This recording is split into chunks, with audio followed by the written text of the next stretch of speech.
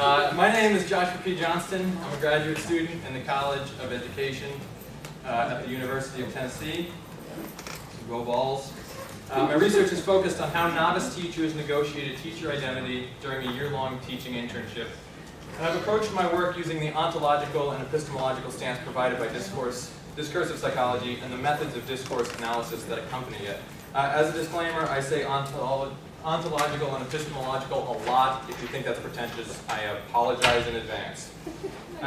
When I submitted my abstract for this conference, I had hoped to be standing before you as Dr. Johnston, but due in part to the ridiculous amount of time that my analysis is taking, and in part to my return to a high school teaching job to fund my ever-lengthening stay in graduate school, I have yet to complete my dissertation. So I stand before you humbly only as Mr. Johnston.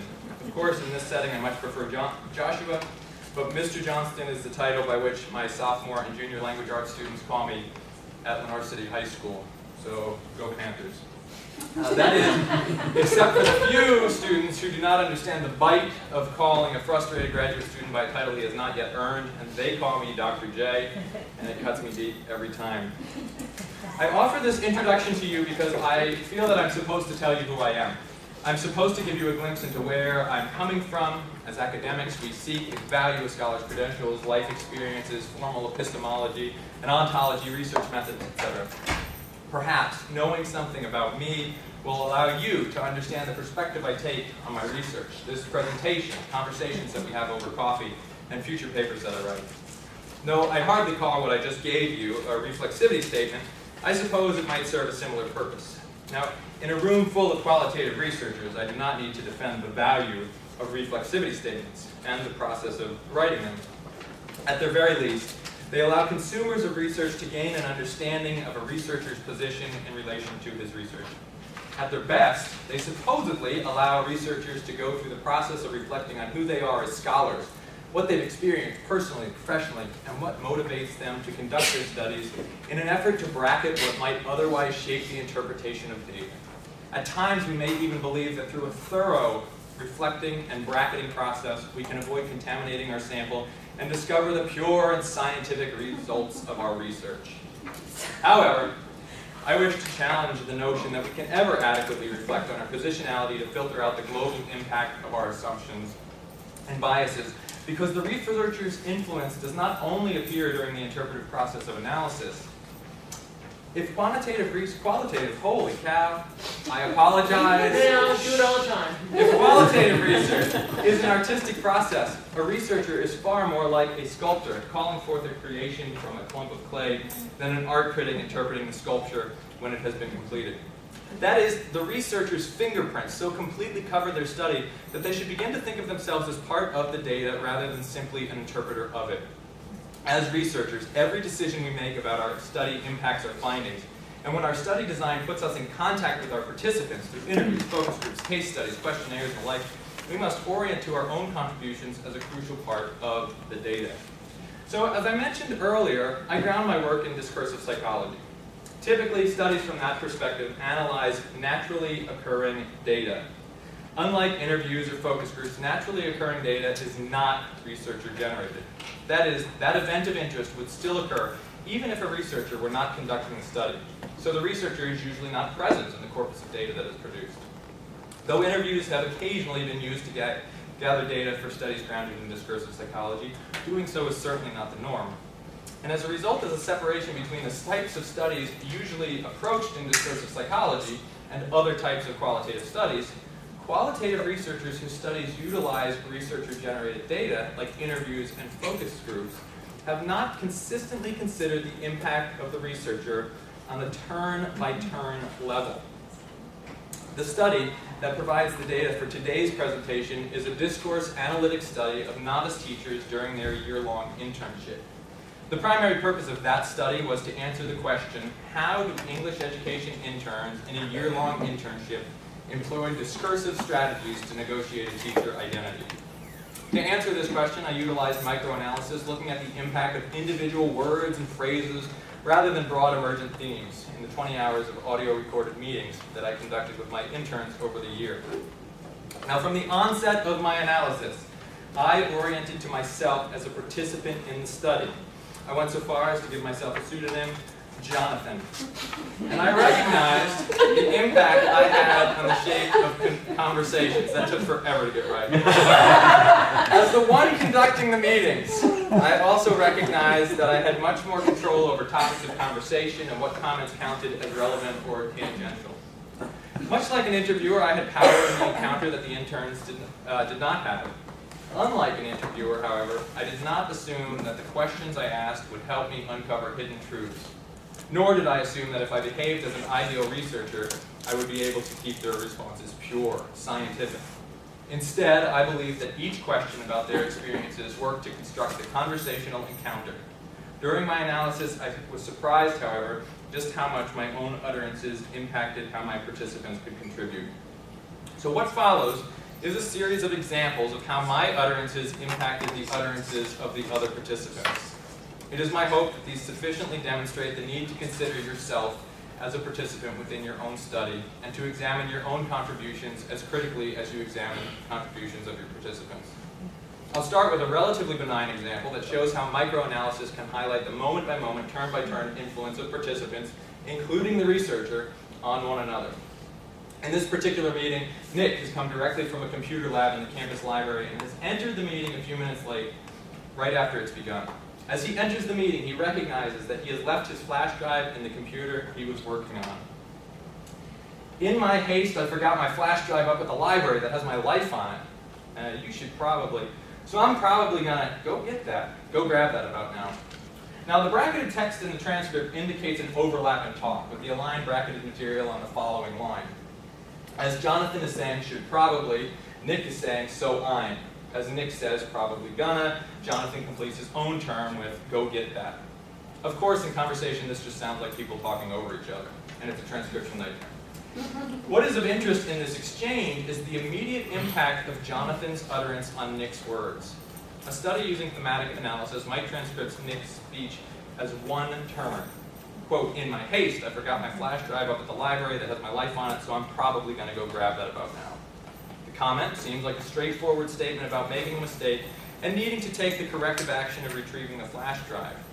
However, considering Jonathan's contribution to the talk, we see that he's the one who introduces the word probably, just fractions of a second before Nick echoes the word. Clearly, if the flash drive has Nick's life on it, his intention to retrieve the component is much more definite in his mind. Now, I don't want to make any claims about Nick's cognitions. I feel it's safe to assume that he did not actually mean that there was only a probability that he would retrieve his flash drive. Rather, he picked up the language that had been offered to him just moments before by another conversational participant, who in this case happened to be the researcher. Now, a critical analyst might be tempted to say that it was because the participant with the most power offered the word that it was taken up by Nick.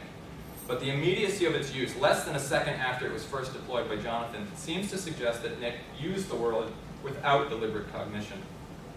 In a conversation later in the year, it's Jonathan who picks up the words of an intern. Near the close of a meeting, Jonathan is talking to one intern about stories they have heard about teaching in Department of Defense schools. If you have a real troublemaking kid who's throwing off the class, they will contact the commander. And the commander will say to the guy, you, Ana Lucia, dude, you need to get your kid in line. Jonathan, you gotta get your kid in line or we're shipping you back to the States. Jonathan takes up the phrase, get your kid in line, only moments after Ana Lucia first uttered those words.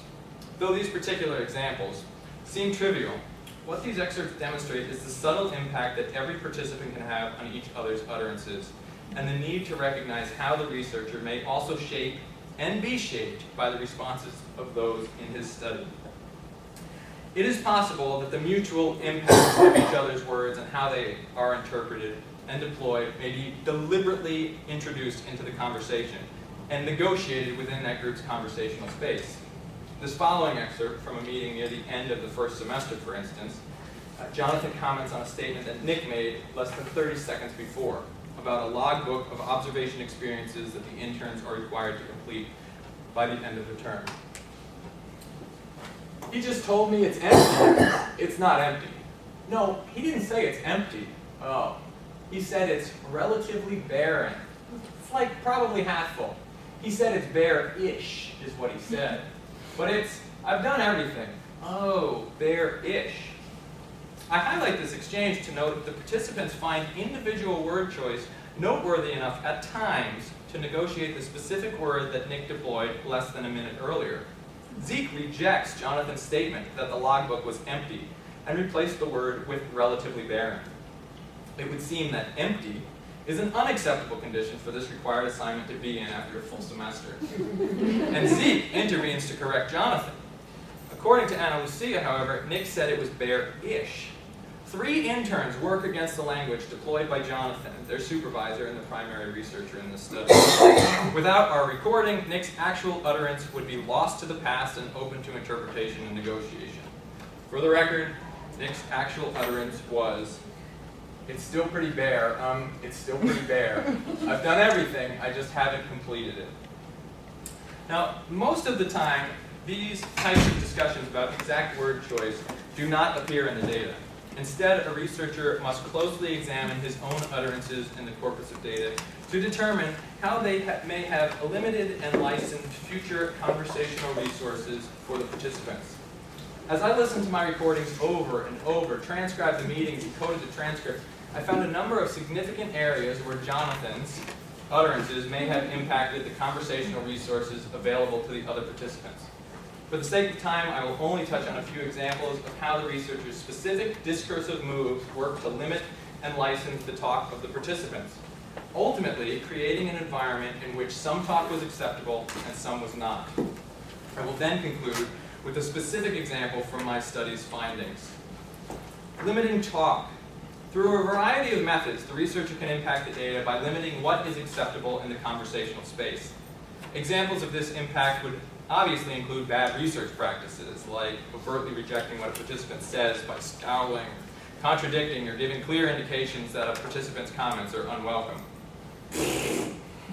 Additionally, the researcher can simply make decisions about what he does and does not want to spend time talking about and express that in clear terms. For instance, at one point, Jonathan says, "Aside from the performance assessment, is there anything else that is an issue?" He clearly states that he does not want to discuss the performance assessment anymore, even though it is something that the interns had expressed as a chief concern. More subtle discursive moves can have a similar effect. For instance, making a joke can shift the direction of the conversation away from an unwelcome train of thought. To understand this following example, it's relevant to know that about a minute before this exchange took place, an intern called Reagan told a story about an uncomfortable encounter she had with a woman at a restaurant. And Zeke, another intern, responded with a story in which a man he did not know told him that he had a pretty mouth. This led to a story from Jonathan about an apparently homeless man who had told him that he was handsome. Zeke continues to talk about the homeless. "I bought a homeless man a hot dog one time and he said, 'I wanted a beer.' Said that just like straight to my face." "Yeah, they do that." Said, "I wanted a beer." I was like, "I'll grab you something in here." Did you then tell him he had a pretty mouth? Several of them laughed. "He did, in fact." "No." Okay. Unlike the stories which have preceded this particular story, Zeke's story contributes to a cultural myth that all homeless people have chemical dependency problems. Ana Lucia picks up Zeke's story and generalizes it to they, the homeless in general. Jonathan's utterance ends this talk by making a joke that references Zeke's earlier story. Referencing Zeke's earlier story validates it, licensing future stories about quirky individuals as being acceptable, while sending a message that disparaging comments against the homeless in general will be not granted conversational space. Jonathan then ends the conversational segment with a marker that he uses throughout the corpus of data. Okay. Though not confronted directly, stereotypical talk about the homeless has been deemed unwelcome by a dismissive joke and an indication that the group would be moving on. Licensing talk. In the same way that the researcher can limit talk, he may also license what can be said. Regardless of the study's design, the use of specific language by the researcher can add to what conversational resources the participants have at their disposal. During my analysis, I found that different interns worked up identities as either collaborator or individual. Now, one of the key features of the teacher as an individual was talking about needing to figure out problems. Rather than have interns struggle to figure things out on their own as a teacher-educator, I'd prefer that the interns access the many resources they have available to them, their mentor teachers, their field supervisors, their professors, the books they have been recommended to them. As a novice researcher desiring to make earth-shaking discoveries, it would be tempting to write up findings that more and more beginning teachers than the university would hope construct their teacher identities as individuals rather than collaborators. However, repeated listening, microanalysis revealed that Jonathan used the phrase "figure out" in ways that supported the notion of teacher as individuals several times throughout the study, including during the very first meeting of the year when he was explaining what to expect from the year-long internship. Like the examples above, where Jonathan's use of "probably" was taken up by Nick, and Lucia's use of "get your kid in line" was taken up by Jonathan, this example demonstrates how the researcher contributed to the co-construction of teachers as individuals who work in isolation to figure out problems. Doing so licensed the use of this construction in future meetings. Shaping the environment. In this study, the limiting and licensing of talk accomplished through minute discursive moves cumulatively worked to create a type of conversational space that was welcoming of some types of talk and unwelcoming of others. For instance, early in the academic year, Jonathan asked what the interns wanted to get out of the experience and asked if there was something they were worried about. In other meetings, he asked if they needed help troubleshooting issues. Over and over, he created an environment where negative experiences were acceptable talk and talk about successes were more rare. Even in fictional examples of problems that novice teachers might expect to encounter, Jonathan repeatedly used interns as characters who would need help navigating difficult situations in the story. Later in the year, Jonathan pointed out what he saw as a particularly negative meeting. Though he challenged their negative comments explicitly, the cumulative impact of his discursive moves in all the previous meetings had created an environment that was much more welcoming of negative talk, including complaints about students, other teachers, graduate schoolwork, than it was welcoming to positive talk, including success stories and triumphs. Now, until this point in my presentation, I've attempted to highlight in general the analytic concerns of how a researcher may limit and license participants' talk in ways that shape the discursive environment. Though I've used specific examples from my work, they've supported what I hope are broader claims. As I draw to a close, I will end with an example unique to my study, something that contradicted my own beliefs. My study focuses on the identity talk of novice teachers, and I have specific beliefs about the nature of identity. Personally, I conceptualize identities as social resources that are constantly changing and being negotiated with others. However, in their talk, the interns worked up identity as a fixed part of who they are. They repeatedly used being verbs to talk about themselves, stating what they could and could not do as teachers because of who they essentially are. This notion of identity bristles against my own beliefs. But as I studied the data, I discovered that Jonathan, remember, that's me, occasionally deployed these same types of phrases. At one point, even stating that identity may become fixed at a specific moment in life. He said, and you know, we don't change that much once we get into college. I mean, you're kind of the same person all the time. The high school kids are changing constantly. Even now, reading this passage, I am shocked at how different this utterance is from my heartfelt beliefs. So, what should be made of this contradiction? Has the novice researcher's academic knowledge not transferred into his casual talk? Have the popular norms of talking about identity overshadowed scholarly language? Is the American ideal that we are all beautiful and unique creatures temporarily pushed out the less attractive notion that our identities are the sum total of experiences, abilities, utterances, and other perceptions? Who knows? These questions all attempt to unpack Jonathan's mental state at the moment of utterance, and that is not important for answering the study's research question. What is important is the impact that Jonathan's utterance has on the other participants. This utterance, which directly contradicts the theoretical framework of the study, validates previous utterances about essentialist identities and licenses future utterances that indicate that identity may be static. It would be tempting for me to make unmitigated claims about the intern's pre-modern essentialist talk concerning the nature of identity, but those claims can only be made in consideration of my impact on other participants' utterances.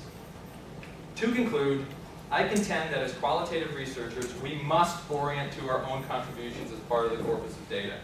Though I know that not everyone would be comfortable with the level of involvement that I had with my participants, and not everyone conducts the same type of microanalysis of the recordings and transcripts, I would encourage you to examine how the unique phrasing of your interview protocols, the word choice in your surveys, the explanation of your studies on your consent forms, and the spur-of-the-moment responses you offer are as part of the active listening process, contribute to the co-construction of your participants' responses. I would encourage you to consider yourself a participant in your own study, who, like all other participants, contribute to the limiting and licensing of talk, which directly shapes what can be said in the conversational space. Because I have used all 20 minutes, I have no time for questions, so you can talk to me later. You can email me here. I probably won't get back to you in a timely fashion, but if you're patient, I will eventually write back to you. Thank you so much for coming.